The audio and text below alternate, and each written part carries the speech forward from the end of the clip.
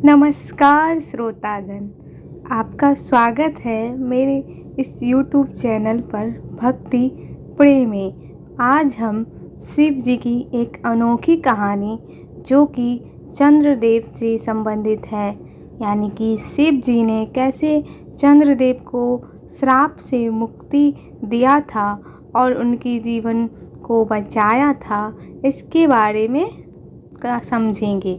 तो हम इस कथा को शुरुआत करते हैं। चंद्रमा को श्राप से मुक्ति। चंद्रमा की सुंदरता पर राजा दक्ष की 27 पुत्रियां मोहित हो गई। वे सभी चंद्रमा से विवाह करना चाहती थी।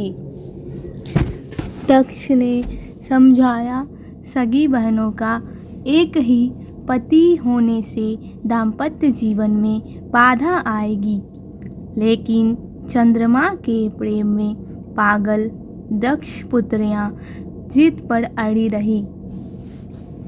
अश्विनी सबसे बड़ी थी। उसने कहा कि पिताजी, हम आपस में मेल जोल से मित्रवत रहेंगे, आपको शिकायत नहीं मिलेगी। दक्ष ने 27 कन्याओं का विवाह चंद्रमा से करवा दिया। विवाह से चंद्रमा और उनकी पत्नियां दोनों बहुत प्रसन्न थे, लेकिन ये खुशी ज़्यादा दिनों तक नहीं रही। जल्द ही चंद्रमा 27 बहनों में से एक रोहिणी पर ज़्यादा मोहित हो गए और अन्य पत्नियों की उपेक्षा करने लगे। यह बात दक्ष को पता चली और उन्होंने चंद्रमा को समझाया। कुछ दिनों तक तो चंद्रमा ठीक रहे, लेकिन जल्द ही वापस रोहिणी पर उसकी आसक्ति पहले से भी ज़्यादा तेज हो गई। अन्य पुत्रियों के विलाप से दुखी दक्ष ने फिर चंद्रमा से बात की, लेकिन उन्होंने इसे अपना निजी मामला बताकर टाल दिया और दक्ष का अपमान कर दिया। दक्ष प्रजापति थे, इसलिए कोई देवता भी उनका अनादर नहीं करता था। क्रोधित होकर उन्होंने चंद्रमा को श्राप दिया कि तुम क्षय रोग के मरीज हो जाओगे। दक्ष के श्राप से चंद्रमा क्षय रोग से ग्रस्त होकर धूमिल हो गए। उनकी चमक समाप्त हो गई।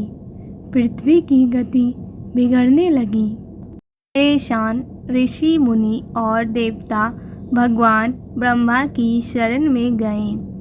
ब्रह्मा दक्ष के पिता थे, लेकिन दक्ष के श्राप को समाप्त कर पाना उनके वश में नहीं था। उन्होंने देवताओं को शिव जी की शरण में जाने का सुझाव दिया। ब्रह्मा ने कहा, चंद्रदेव भगवान शिव को तप से प्रसन्न करें। दक्ष पर उनके अलावा किसी का वश नहीं चल सकता। ब्रह्मा की सलाह पर चंद्रमा ने शिवलिंग बनाकर घोर तप आरंभ किया। महादेव प्रसन्न हुए और चंद्रमा से वरदान मांगने को कहा। चंद्रमा ने शिव जी से अपने सभी पापों के लिए क्षमा मांगते हुए क्षय रोग से मुक्ति का वरदान मांगा। भगवान शिव ने कहा कि तुम्हें जिसने श्राप दिया है वह कोई साधारण व्यक्ति नहीं है। उसके शाप को समाप्त करना संभव नहीं, फिर भी मैं तुम्हारे लिए कुछ न कुछ करूँगा ज़रूर। शिव जी बोले, एक माह में जो दक्ष 2 पक्ष होते हैं, उसमें से एक पक्ष में तुम मेरे वरदान से निखरते जाओगे, लेकिन दक्ष के श्राप के प्रभाव से दूसरे पक्ष में क्षीण होते जाओगे। शिव के वरदान से चंद्रमा शुक्ल पक्ष में तेजस्वी रहते हैं और कृष्ण पक्ष में धूमिल हो जाते हैं। चंद्रमा की स्तुति से महादेव जिस स्थान पर निराकार से साकार हो गए थे उस स्थान की देवों ने पूजा की और वह स्थान सोमनाथ के नाम से विख्यात हुआ। चंद्रमा की वे 27 पत्नियां ही 27 विभिन्न नक्षत्र हैं। तो इसी प्रकार यह कथा समाप्त होती है।